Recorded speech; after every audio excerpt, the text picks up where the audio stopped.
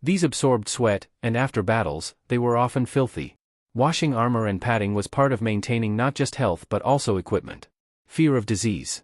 As we saw in Part 1, disease shaped attitudes toward bathing. Let's go deeper into how medieval people tried to avoid illness without modern hygiene. Plague doctors wore long robes, leather gloves, and the famous beaked masks filled with herbs to block bad air. Towns sometimes banned public baths during epidemics, believing hot water spread contagion. Instead of bathing, people rubbed themselves with vinegar cloths or smoked herbs around their bodies.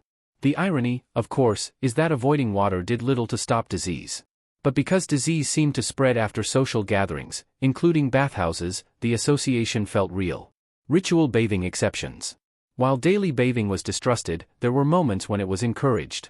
Medical baths. Physicians prescribed hot or cold baths for specific ailments like fevers, gout, or skin diseases. These were often taken with added herbs. Childbirth. Women sometimes bathed after giving birth to strengthen their bodies. Royal ceremonies. Kings and queens occasionally bathed before coronations or weddings as a symbol of purity. So bathing wasn't forbidden, it was selective, ritualistic, and usually tied to specific needs. Bathing in other cultures. It's important to note that not all societies saw bathing as dangerous.